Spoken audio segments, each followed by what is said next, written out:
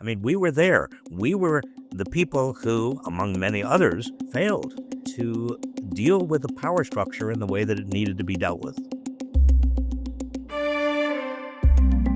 Hello and welcome to One Decision. I'm Christina Ruffini, joined by, of course, our co-host, Secretary Leon Panetta.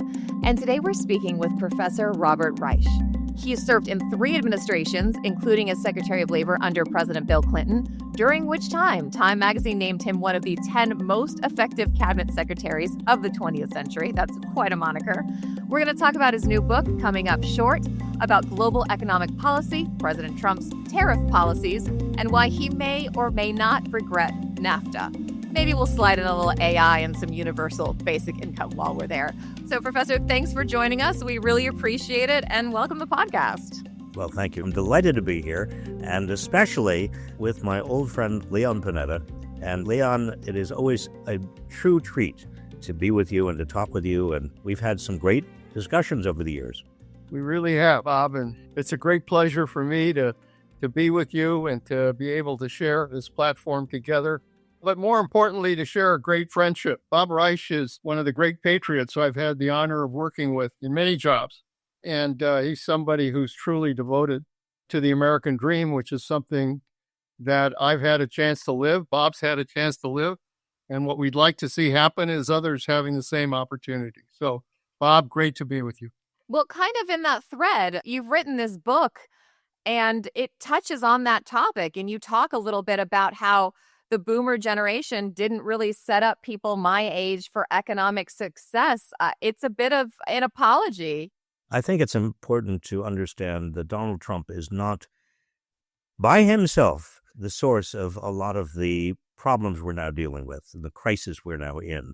I view him as the consequence, the culmination of years of not paying full attention to what we should have been paying full attention to. Now, I think we did a lot of great things. I'm very proud of what we accomplished in the Clinton administration. I'm very proud of what the Democrats did during the Obama administration. I think that the country has, in many ways, done well over the last 40 or 50 years. But there was 1 or 2 areas that we did not pay enough attention to, in my humble opinion.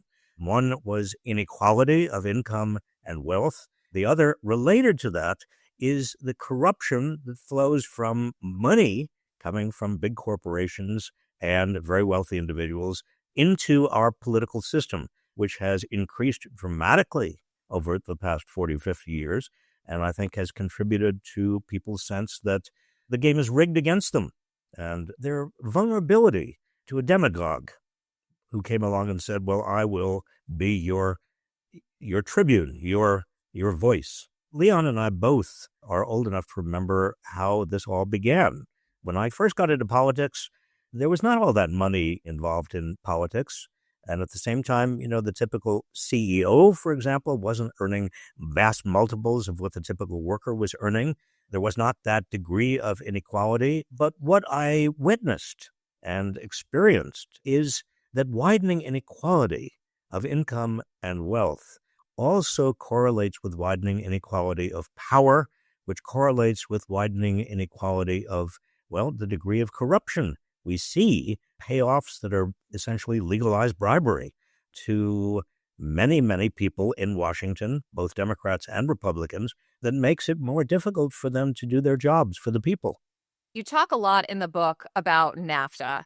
You've talked a lot about regrets you have around NAFTA.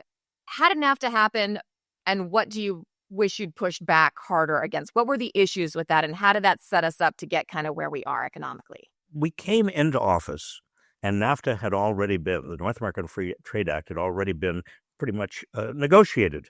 The question was, to me, and I believe to Bill Clinton and to a lot of the people around him, how do you make it work for average people? What can you do to build in safeguards, labor safeguards? I've made a lot of speeches to labor groups, and I was booed off the stage. But the real problem, it seems to me, in retrospect, was in this country, we never had a true reemployment system like other countries have. When you lose a job in many advanced, rich countries, there are systems in place that very quickly give you job search assistance, that give you job counseling, that give you job training. It's not complicated. In this country, we had something called trade adjustment assistance, which was hard to qualify for. Often you didn't get it because somebody said, well, you didn't lose your job because of trade, you lost your job for another reason. In other words, we didn't have a reemployment system that would ease the adjustment of the people who were getting shafted by NAFTA and Chinese accession to the World Trade Organization. Was that discussed, though? Was that something that you guys in the moment realized that you needed to work harder at? Or was it more of an afterthought that you realized isn't quite working the way we thought it would? Well, Leon was there and can talk from his point of view. My memory is I was doing nothing but screaming about it and shouting and slamming doors and telling Bill Clinton, a lot of people are going to be in big trouble. And no, I think that we tried. We just didn't get there. The reality was that, and it is the reality today, is that we really do live in a global world. Whatever Trump thinks, whatever he's trying to do, the bottom line is this is a global world. We are intertwined. We're intertwined by security, by finances, by communication, by work. We are living in a global world. And I think NAFTA was kind of the first step to try to address it in our hemisphere. Inside the White House, I think because of Bob and because of others, there was a recognition that it would have an impact. It would have an impact and that it would hurt people. And so that's why it was really important to develop these strong programs to basically be able to help people who are caught in that vice. And I thought the president really felt that, putting money into trade adjustment assistance, putting money into those areas could help improve the transition. The problem is, frankly, that, you try to develop that kind of medicine, but then you never pay attention to it. You never really stay on it. And the Congress really never stayed on it as well. And so you get through NAFTA, but the safety net that was supposed to be there never really was put in place effectively. And we paid a hell of a price for that. And that's why it became a target in later years, is because, frankly, people said, that all it did was hurt people, not help them. And Chinese accession to the World Trade Organization even had a bigger impact. Talk to us a little bit about your take on this and why the China WTO. First of all, how did that happen? Was it controversial at the time, and why you think it was so impactful? At the time, Leon, you were there and you back me up or disagree with me. But at the time, there was a lot of feeling, I think it's fair to say, in the administration, that if China were integrated better into the world trading system, we'd have a better chance of avoiding a dictatorship in China, that China would become more moderate, more inclined toward democracy. I think that was an illusion. Certainly in retrospect, that was a total illusion, but it was a hope, and it seemed to dominate a lot of the discussions that I was involved in.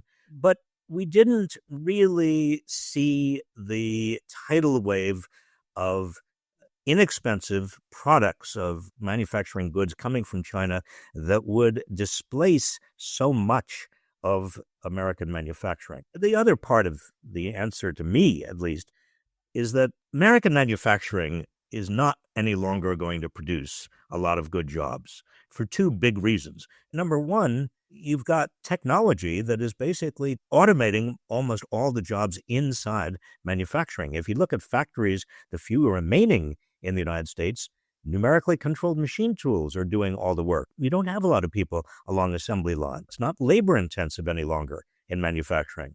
And secondly, you don't have labor unions. Labor unions were the key toward high wages in manufacturing. And, in 1950s and 60s, 35% of American workers in the private sector were unionized. Now it's down to 6%. If you have automation of your factories and you don't have unionized jobs, you're not going to really get very much by reviving, quote unquote, American manufacturing. In order to make this work, you need pressure in a democracy. You need to have political pressure being brought. The easiest thing to do in Washington is what Trump is doing now, which is signing decrees and saying things are going to happen. For Democratic and Republican presidents, passing legislation is always a great thing, or issuing a decree to get China into the WTO is a good thing. But the biggest problem is that to make things work, it requires that you kick ass. You've got to be willing to go in, to roll up your sleeves and make sure that it's working. And that's always much more politically difficult to do because you really got to take on people. And the failure to really enforce WTO, the failure to really make sure that we were putting the right pieces in place for what happened on NAFTA, all of that required some very tough leadership to be able to confront people, to challenge people, to challenge China, to actually make them do the right thing. And that's where we fail. And, what happens is we then bear the consequences. And that's what Bob's book is about, is that we are now bearing the consequences of our failure to exercise strong and tough leadership. The word "our" in your sentence, Leon, is a very powerful word itself. I mean, we're talking about you, Leon Panetta, and me, Robert Reich. I mean, we were there. We were the people who, among many others, in my view, and I think, Leon, you just admitted it, failed to deal with the power structure in the way that it needed to be dealt with. Do you think, looking at, Clinton, Bush, Obama, Trump, do you think there was a way to hold China to account in the WTO better? With retrospective knowledge, is there something you think could have been effective over that timeline that wasn't done? No, probably not. I mean, I think realistically, in looking at why a demagogue like Trump has gained the kind of authority and power he has to essentially destroy a lot of the democratic institutions, small d, that are so critical to the United States. I think you've got to look not only, Christina, at foreign policy, but also at domestic policy. But more specifically, you've got to look at what happened to the Democratic Party over this 40, 50-year period.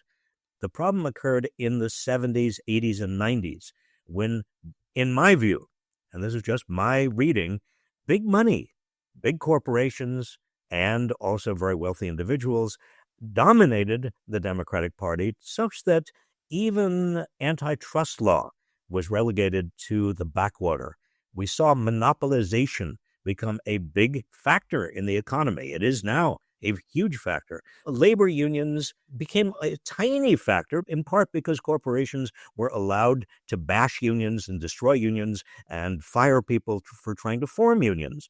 We also saw taxes and tax policy flip on its head. We used to have, even under Dwight Eisenhower, the highest marginal income tax rate was in the 90s.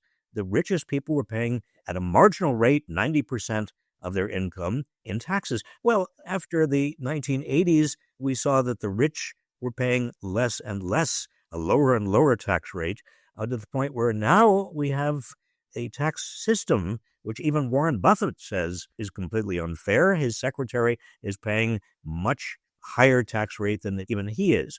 And that was before the Trump tax cuts.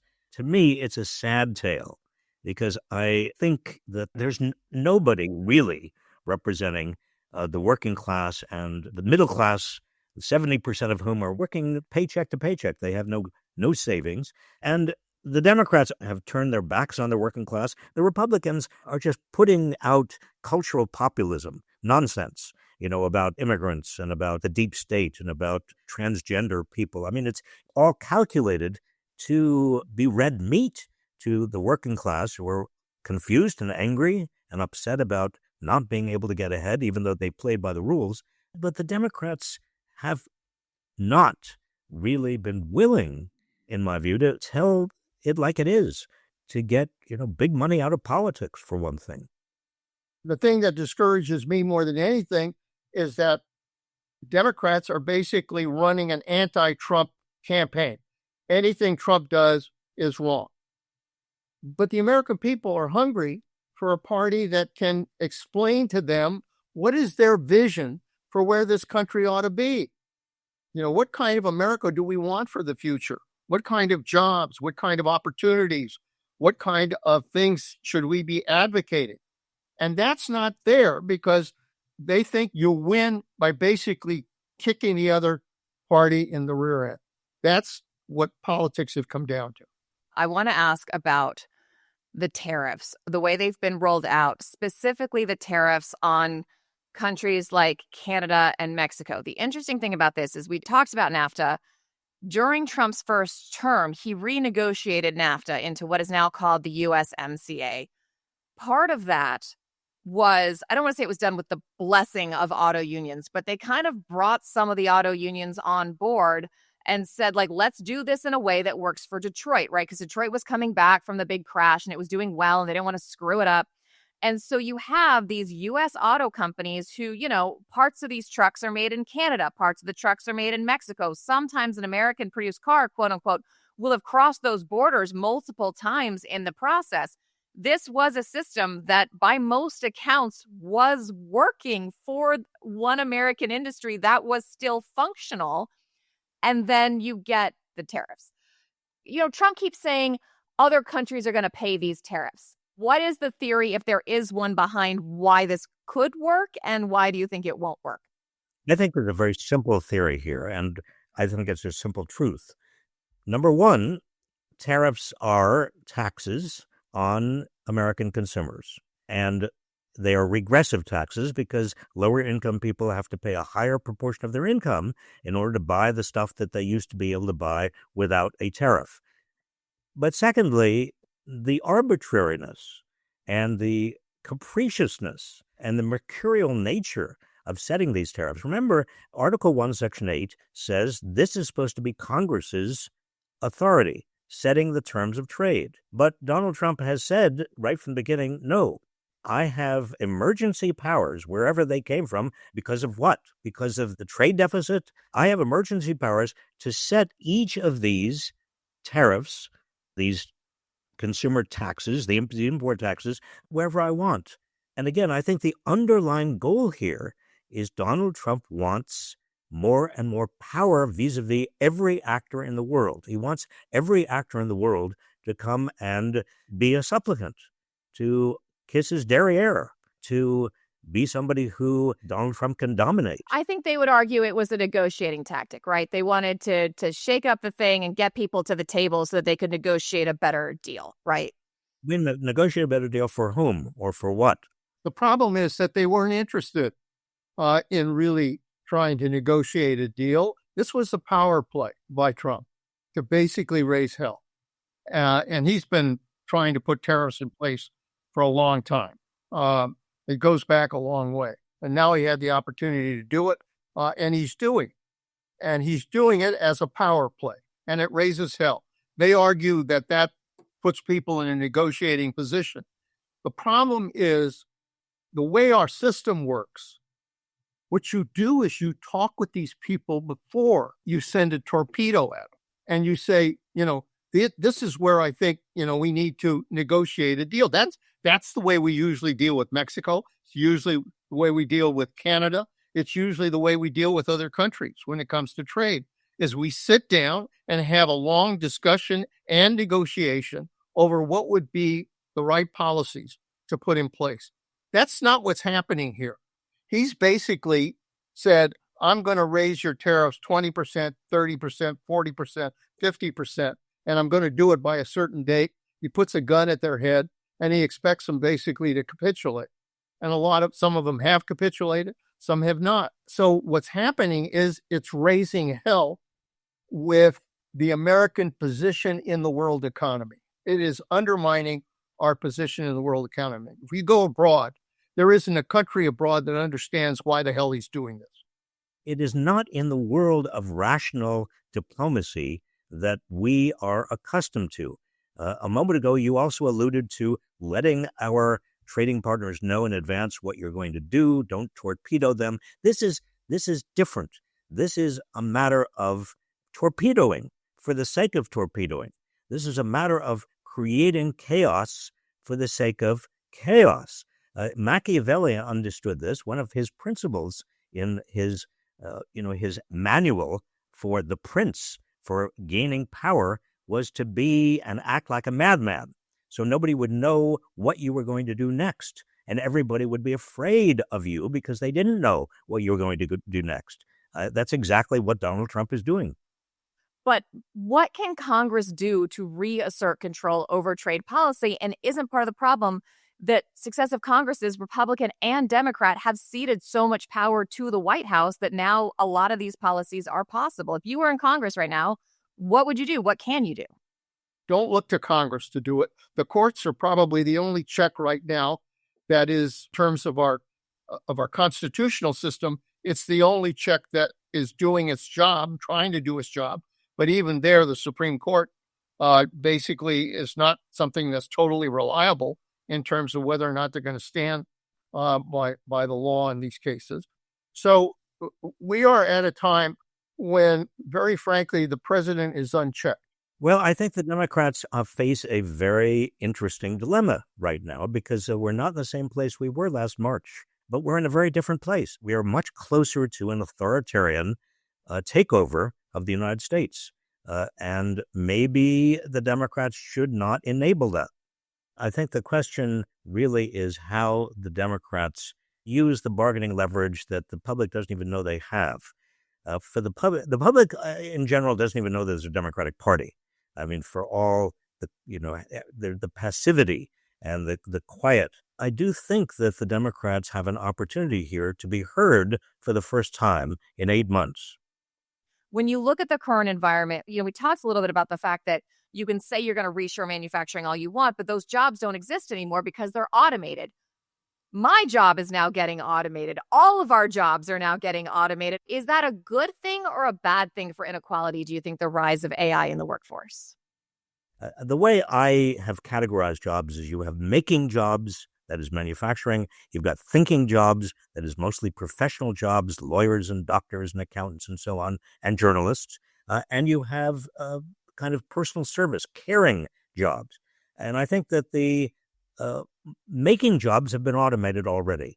AI is going to automate a lot of thinking jobs, leaving a lot of Americans with the caring jobs, everything from nursing to childcare to teaching to you name it. But it's personal service. It's personal. It has to have a human at the other side, or there's can be a lot of damage done. The question is, how do you make those caring jobs worth more money than they now are? You can't run an economy based upon the kind of wages that caring jobs now summon. And so I think that we are going to see a movement toward universal basic income. I haven't given up on creating jobs for people as a way to earn a living. I just think that we do need to build an economy with the jobs of the 21st century. And I don't think we ought to walk away from that responsibility.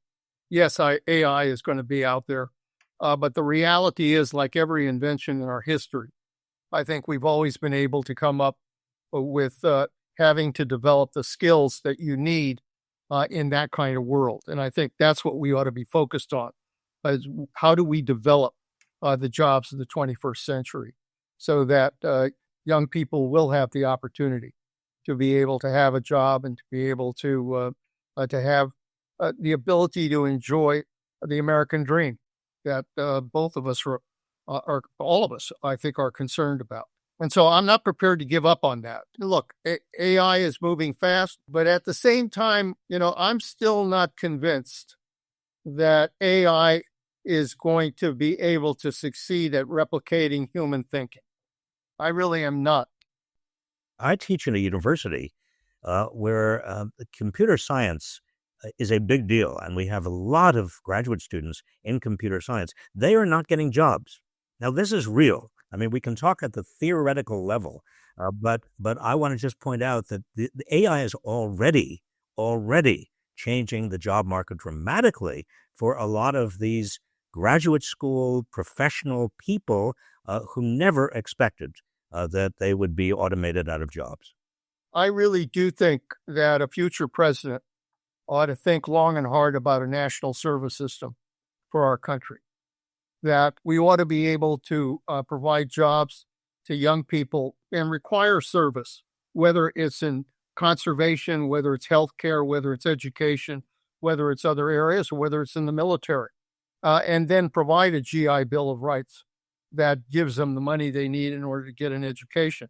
I think that's the way to ultimately approach the issue of getting young people to be able to be on track to developing a career for the future and supporting that. I think it would be good for the country to be able to do that. But, it's going to take a while. And very frankly, it's going to require a president who really has the creativity and innovation and the ability to convince the American people that there can be a new way to approach the American dream.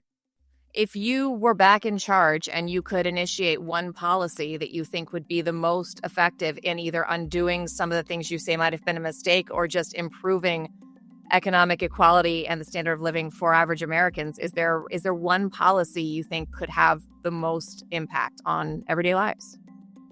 Well, besides education and training, which we keep on coming back to, I think profit sharing is a big deal. It used to be a bigger deal. Sears Roebuck at the turn of the last century actually was the vanguard of companies that were sharing their profits with their workers. But over the last 20 years, the only companies sharing profits are sharing the high tech, and they're sharing profits with their talent, so-called, their high talent. No, we've got to get back to the notion that if a company is doing well, all of its workers should be doing well as well. Secretary Panetta, Secretary and Professor Robert Reich, thank you both so much for joining us. That does it for this week's episode of One Decision. For more conversations with leading decision makers and thinkers, check out onedecision.com and our YouTube page, where you'll find a lot of additional videos, commentaries, and explainers. I'm Christina Ruffini from the whole team here. Thanks so much for listening, and we'll catch you next week.